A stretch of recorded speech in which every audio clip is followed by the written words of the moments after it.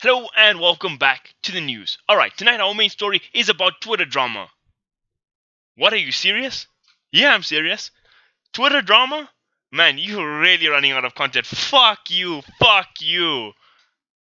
Sorry I had to watch that. And although Twitter drama is a big aspect of today's episode, it's not the whole story. The actual premise of the show is a PTOP podcast conducted by Blue Oceans featuring Schlinks, Odoo, and Kaameel. For those of you who don't know, Blue Oceans is the manager of Team Clavisoria, Donnie, aka Donnie's new team. And what we're focusing on today is the community's reaction to our podcast we did. It's 51 minutes. Here's the podcast here. This is the YouTube page. I'm going to put the link in the comments as usual. And let's head straight into it. Now, let's head over to the tweet that started it all. And the first tweet that came out that was controversial was by Mr. Muzzy Dora. And the tweet goes as follows. Let's help SA Dora grow by calling it trash and clownish from some of our best players. That's the initial tweet, and this is the response it got. Look at all these comments. All these conversations sparked by this one tweet. It's a lot of content. More here even. Still going. Not stopped just yet. And right here to the end. So yeah, a lot of familiar faces and a lot of conversation sparked from this one tweet. So let's head over to the first one and go over it. Okay, the first one by Philip Swanpool. In-game name O'Malley, offlane player for APG. I don't know if he's still offlane or what. But anyways, let's not cover our eyes and pretend we are good at Dota. None of us can compete with even tier 3 EU teams except WRG. Muzzy's point is, it's not about who's good or bad. It's about no one wants to put anything into Dota anymore because every interview is about how bad we are. So now I feel like there's a lot of negativity, okay? But I'm actually going to defend Schlinks and Odoo here from any criticism that they've taken. Those two guys are players, and they're players sharing their feelings about their scene. These are not media PR people or on-stream casters or freaking vloggers or whatever like me. They're just players sharing their opinions and their feelings. And what they did were rather valid things. I mean, you're getting like we're getting criticism that, oh, they didn't explain their points this properly or that properly. Man, they fucking Dota players. What do you want them to say? They're just sharing their shit. And they said a lot of good shit too. So that's my thing for them. For myself, maybe I didn't present myself in the best way. But let's go. Negativity, yes. Yeah, there's a lot of fucking negativity here. I feel like I'm rambling here, and let's talk about this first point. It's not about who's good or bad. It's about no one wants to put anything to Dota anymore because every interview is about how bad we are. So interviews in Dota in general is a problem because players in the Dota 2 and how Valve have created that system is that players have a lot of power. So a lot of international scene, players don't want to do interviews or they clown around and this and that, right? That is a problem we have in the whole ecosystem of Dota. But in South Africa, this is not a problem. I can speak personally that players are very, very keen to do interviews and speak and really share and are really great. I did a video interview with Castaway at the last Masters Cup. Adastam did a blog interview with me. Odoo did a blog interview with me. I mean, there's a lot. People are great here in SA. So I'm putting some positivity on this point here, and that's my first point, right? This conversation continues. Philip Swanpool, O'Malley. Is that the person? I'm sure it's a small contributor, if at all. Not saying interviews where players are negative is a good thing. Muzzy, you would be surprised. Listen to the businessman. Trust me, you don't even know. O'Malley agrees. Alright, I'll take your word for it. I'm not talking about my experience. I just get irritated when people pretend our Dota scene is good. But yeah. And Muzzy's like, I get that, yeah, but I'm trying to help SA Dota 2, man. At the end of the day, we all have gaming dreams. I don't want to destroy them by being neg. And I understand where Muzzy's coming from this. He might not have taken the best approach or whatever to do this, but he's in the right place, and he makes kind of a good point that like people don't really want, investors don't want to put in money if we just like, oh yeah, this is shit or that is shit, which is true. But I don't think that's really the case with South African Dota as a whole. I mean, yeah, there is people who say this bad or that bad, but there's 5 other people saying good stuff about it. So that is not true. And talking about being neg, Mr. Muzzy, let's talk about how you started these conversations on Blue Ocean's tweet yesterday. You responded, Lamau Odoo clown sitting at 4.3k. Talking about being negative, and that's your first response to 2 guys who took an hour of their Dota careers to come and do and talk on this podcast is the definition of neg. And for sitting at 4.3k, you are wrong. Odoo is a 6k plus player. So you misinformed and you're just being an ass here. Sorry, that's just the truth of it. I mean, Odoo wasn't even meant to be on this on the show. I mean, there was another person who was invited to come and agreed to come on this podcast. I didn't end up making it. I'm not going to put names because I've made fun of this person a lot in my other videos, and I don't want to just be that asshole who keeps on blasting the same guy. So I'm not going to name him. But Odu did a favor and he came and he joined myself and Schlinks on Blue Ocean's podcast. So you should be thanking him a little bit. Might not like what he had to say, but at least he took the time to come and say it. Back to the fucking original Twitter things. So that's the saga with O'Malley and Muzzy. Let's go next. Blue Oceans. I tried to help the SA scene grow by telling local boys what's happening. If you think practicing 3 times a week is something to be proud on, then smiley, smiley, smiley, smiley, smiley face. Now, I'm going to add to this. I was in this interview, myself, Schlinks, Odu are sitting at Blue Oceans, and we're talking about how much we practice. White Rabbit Gaming said 3 to 4 times a week. Energy said 3 to 4 times a week. They scrum, yada, yada. This is excluding rank practice. And Blue Oceans is like, my team, Clavisoria, scrums 45 times a day. Now, just think about that in comparison. I mean, I sat there feeling embarrassed. Like, man, I mean, I look up to these WRG guys. Energy plays some great Dota. Like, these guys are my idols. But, like, the reality of the situation is, that's the reality. I mean, we're practicing 3 to 4 times a week, and they practicing 3 to 4 times a day. Sometimes 5 or 6 times, he said. And it's not anybody's fault. I mean, later on in the video, I mean, not anybody's fault. It's just how things are. Like, later on in the video, we talk about how that, like, a lot of, like, there's 80% of Masters players can't just dedicate themselves to Dota. They're either working or studying or this and that. So there is these barriers there. And yeah, we didn't touch on it a lot, but it was something we touched on. So yes, we were negative, but we also brought some light onto it. Okay? Now, Muzzy sits here and argues with him for a little bit more. Yada yada, still name calling at Odu for no reason. I don't know why. I mean, Muzzy started off with a good premise here with O'Malley. I'm not gonna lie, he has some merits to what he says as well, but he starts to lose the plot a little bit. I'm just warning you guys. Next conversation. Odu, do you think being nice and fake will bring out any real growth in ZA players? I don't need more tournaments to get better. I'm not gonna really touch on that. Castaway flames here a little bit, but here's the point of Castaways that I really, really like. But it comes down to each player and every team to decide what they want of Dota and make it happen. That simple. Stop crying and grind. Now, you can say what you like about Castaway or Donny for that matter, about this or that them. But they're the two guys who've worked the goddamn hardest in South African Dota as players. And it's no accident that they both the 27K guys in SA. Donny's out there. He's doing it. He's an inspiration to all of us. You might like him as a person. You might think he's an asshole on panels or this or that. But he's doing it, and I gotta fucking respect that. Same goes for Castaway. I think Castaway kind of missed Muzzy's point here as well. But this thing that Castaway said, I thought was very profound, and should listen to it. Now comes in Gabby. For those of you who don't know, Gabriela Brondani Rego. I don't know if I said her name wrong. Sorry for even saying that whole name on this thing. But she is a professional PR person. I just saw Sargon's article. Sargon's article on this podcast just came out right now as I was doing the show, which is quite hilarious. We kind of in contact. We knew that's going to happen. But yeah. And she does the PR for Goliath Gaming. She does some PR for Metal State as well. I'm not sure to what extent. But like, she's a professional PR person. So when she has something to say, it might be worth our time to actually take our time to listen as people, as players, as YouTubers, as whatever. Okay, Muzzy makes valid points, Travis. You have to be careful about reading the label from inside the bottle you are too close with.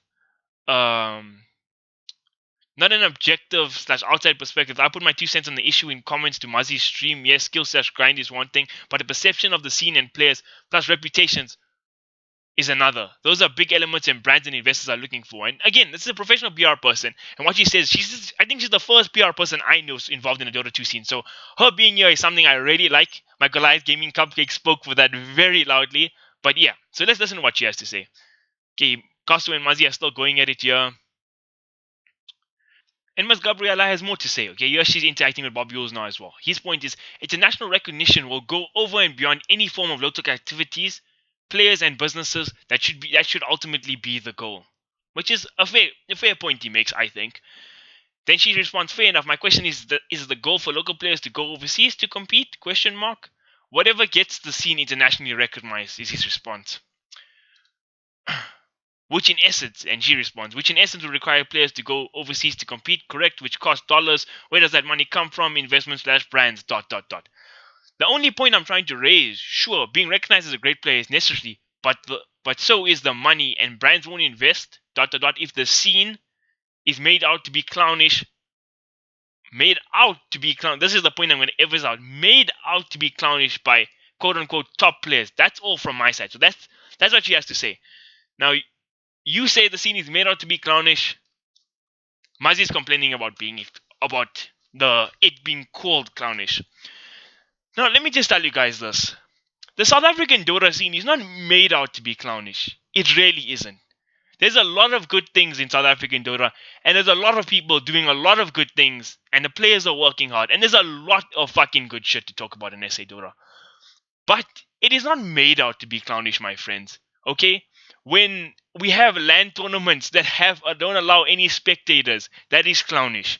When we have LAN tournaments going on where only 7 of the 8 teams are getting paid flights and this and that, that is clownish. When we have players departing from their teams and obligations to play matches 3 hours before game starts and they hop to different organizations, that, in my nicest words, is clownish. Okay? When you have organizations signing contracts with full teams and then the day after decide no, they want to go to other teams and drop them after those contracts, which are bullshit on their own. When that kind of shit happens, the nicest thing I can say is that it's clownish. Alright? There is a lot of good shit that happens in SA Dota. There really is. But things are not made out to be clownish. There's a lot of shit wrong. And like anything else in life, you don't resolve problems by pretending they're not there. You accept those problems and you work to better or resolve those problems. You don't fix a relationship problem by weeks like that you have with you and your girlfriend, and that has to do with communication by saying, hey, you have nice hair. It doesn't work like that. It doesn't. It really doesn't. So, moving on from my rather serious response to that last tweet I went over, let's move over to my actual favorite tweets in this whole fucking post here. Animated Abby, the Tenchi one. Yeah, there's just as much problem in other players and teams overseas, which is right. I mean, it's not always the grass is always green on the other side situation. I mean, you gotta step back and look at it, and things are not always so bad here, right? And then this is where it gets really good. True. This is from Muzzy. True, but honestly, man, being humble is what attracts fans and bigger marketing, not calling everybody trash and I am good, etc., etc. She responds, what about in-game laughing face? And oh man, all you fucking easy mid people out there, get wrecked. See, I'm safe from that. I can never type easy mid because I've never won mid. Cry every time. Next thing, in other news, Mr. Ryan Lancaster, also known as Chidawi, has just got Ebola. Feels bad, man, to him. Schlinks is back here. I strongly feel like you did not watch the entire video because you realized how dramatic you be about this. Listen and reflect. Then Muzzy, more slandering. There's a reason people choose to watch Sin 5/Mythic over WRG, and I did watch it with some other face. I don't know what that face means, to be quite honest. And yeah, my boy Damien Dangovich expresses something here. I feel like they expressed their reasons why. Maybe less harsh words could have been used. And Damien, my boy, I have to agree with you there. Take my like and everything. Where's my like go? He had a like there from me initially. I'm not that type of guy, man. I like that stuff. Mazi, again, I wonder why CSGO gets all the tournaments in South Africa. Yeah, Mazi, I'm sure you know why CSGO gets all the tournaments. And Schlinks here, last thing he has to say. Alright, I'm gonna go. Let's read a freaking Snare's tweet first. When Dottie said this last time, some players heard this challenge and became the top players. Most didn't. Same situation here. It's your choice. Such a Snare reply. I like it. Slick's last tweet. As I said, I was pulling a Donnie, but yeah, I feel like that I explained my points and stick to what I said. Don't regret what I said. Fair enough. I respect you for that, Schlinks. I really do. I do.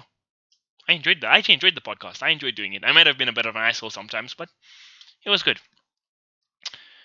Alright, so that's it for those tweets. I mean, I think that's it for that whole Muzzy saga of tweets. I want to show some other response that we got to the show from other people. A man named Zubair. Watching that podcast has inspired me so much, actually. Definitely worth the watch for all Desi Dota players. At Schlinks, at Kchik, at that Odu guy. I mean, that's a really good response to get. I felt good reading this tweet. I mean, I did. I really did. And I got other people messaging me on Steam saying they like that, they like the podcast. I made some good points, this and that. So yeah, some people didn't like it. Some people did like it. That's just the nature of things. So I'm glad that we actually have that, like, what's the word? Just what is the word? I don't know. Like you have that. And the word I was looking for is contrast. Contrast is great because it puts these contradicting viewpoints and opinions together, and with that creates a space for us to have this kind of discussions. And look at the kind of discussions that's going on, this whole Twitter debacle, me making a video about it. Chris Sargon has just released a blog on this whole podcast we did now as well, with Gabriella interviewed there as well. So I'm curious to check that out. You guys should check it out too. I'm gonna retweet it anyway, whether I like the blog or not, because Sargon's my boy. And yeah, that's good. So that contrast is great. And to close, I'm going back to Mr. Muzzy. It's simple. Keep trash talking our Dota community and normally invest into us. Don't you see it already? It's bad for business. Okay, that was his tweet. Schlinks' response is a brilliant response. I think there's a difference between trash talking and criticizing. General response has been good so far. What are you particularly upset about? Okay, this was before that whole other scandal went on, or after. I'm not quite sure, but that was the conversation I had between those two. And I have to emphasize Schlinks' point there, that there is a difference between trash talking and criticizing. Yes, you could have said we on that show were very bitchy or whiny or moany or complainy or negative. True, if that was your opinion, I could see there's merit behind that. But we did not trash talk.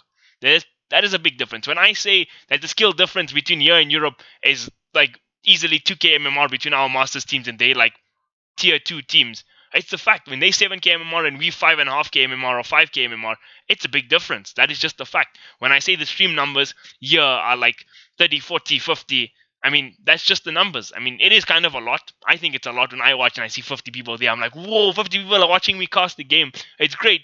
But in the grand scheme of things, it's not a lot of views. Not yet. Yes, it can improve. I could have made a better emphasis on that. I could have said that the MMR difference and the skill difference isn't there. I mean, is big, but in a nicer way. True. I agree with that. But the essence of what I said is based on the truth. So that's just my opinion on it. I could have said it better, but that is a fact. There is skill difference, and the stream numbers aren't that high yet. I believe it'll grow. I'm being positive this thing. Remember. So yeah, I think that's all I have to say about this whole scandal that's going on, or I don't even know what to call it, about the Blue Oceans podcast and the community response. But if there's one thing I learned from this whole podcast, this Twitter debacle, Sargon's article, everything, is that controversial gets a lot of attention. So to make my show more popular, I'm going to end my show doing the most controversial thing that you can do in 2017, especially this week.